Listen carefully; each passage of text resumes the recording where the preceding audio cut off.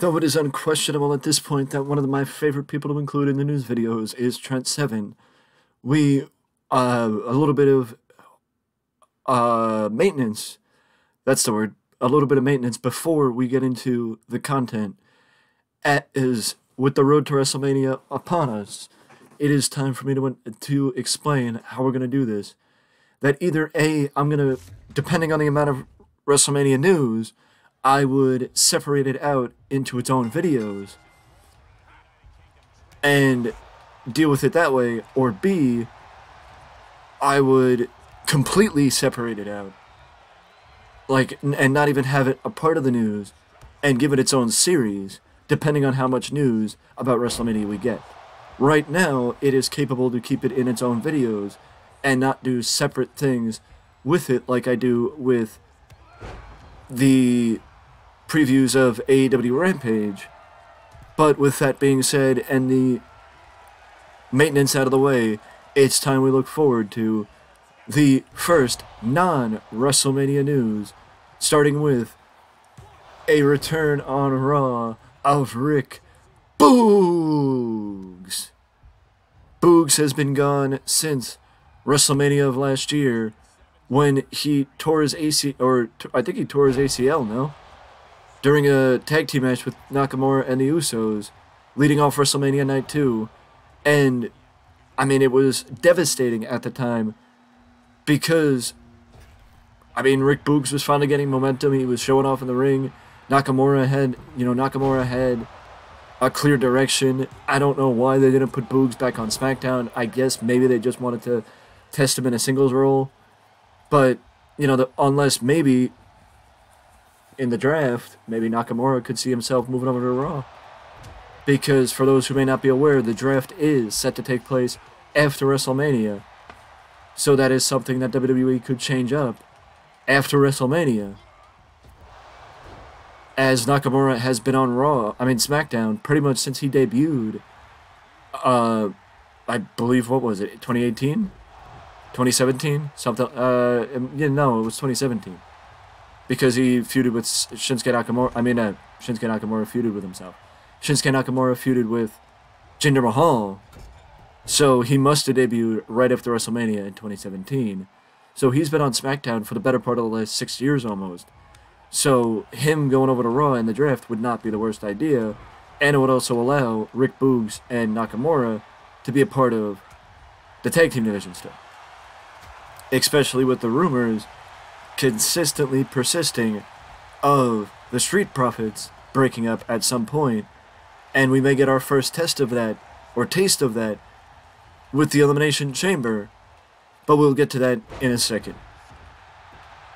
Speaking of first taste, we will be getting our first taste of Kota Ibushi in Game Changer Wrestling, as Kota Ibushi makes his GCW debut over WrestleMania weekend at the Collective. Kota Ibushi has not been in a wrestling ring since October 2021 after a severe shoulder injury took him out of in-ring competition, and basically the relationship faltering with him in New Japan. It has led to Kota Ibushi pretty much becoming persona non grata in New Japan. So he is a free agent as of February the 1st. So as of tomorrow, Kota Ibushi is no longer under contract with New Japan Pro Wrestling. And he's going to be taking advantage of that over WrestleMania weekend, heading to Game Changer Wrestling and also Josh Barnett's Bloodsport over WrestleMania weekend, which has become a consistent presence at WrestleMania weekend alongside Joey Janela's Spring Break. And right now, all we know is Kota Ibushi will be a part of Josh Barnett's show and Game Changer Wrestling. As far as what else he's going to be doing as a free agent now, we won't know until he's officially a free agent, which is coming, again, tomorrow. The end of what has been a very rocky road in New Japan Pro Wrestling for both New Japan and Kota Ibushi comes to a close tomorrow. one rocky road for some has been the aftermath of Raw 30, as some have questioned WWE's positioning of the card and others have praised WWE's positioning of Raw 30.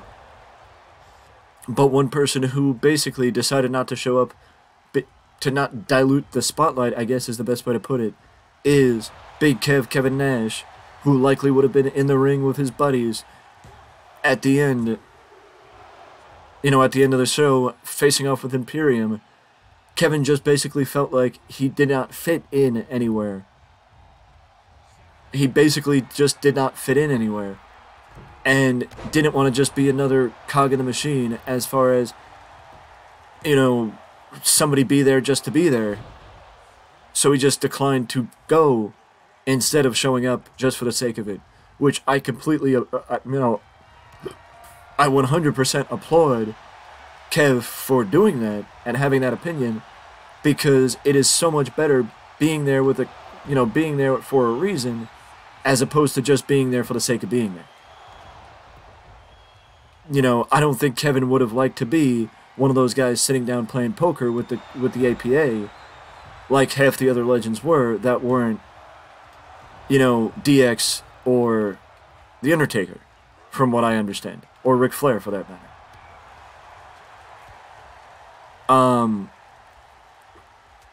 But it is good to hear some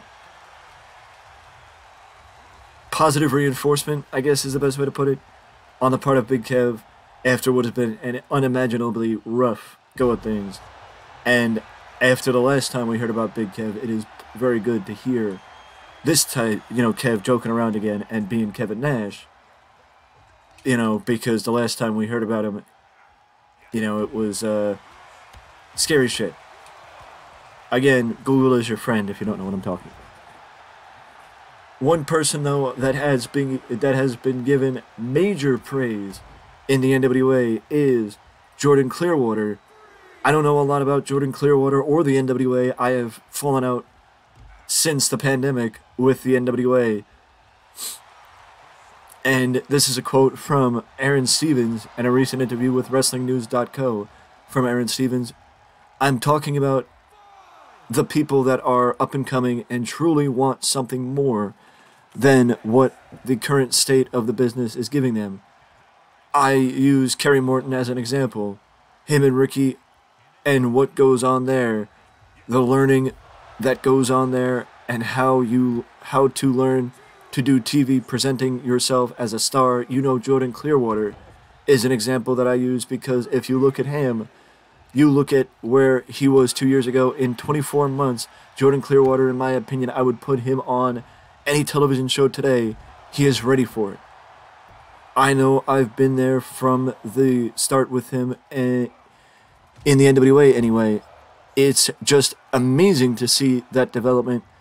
If you look at how Jordan Clearwater presents himself and how a lot of mainstream AEW talent present themselves, how WWE talent present themselves, mainstream Impact, mainstream Ring of Honor, I'm saying not a single promotion out, but I'm saying this not to single a promotion out, but saying this across the board. There are some very talented people across the board, but if you look at how Jordan Clearwater presents himself, I would put him anywhere in any promotion and have him be one of the top talent there immediately, because number one, he can get it done in the ring, and number two, he's willing to learn, and he has the right attitude. And because I was so wrapped up with this and reading the quote, I got myself counted out.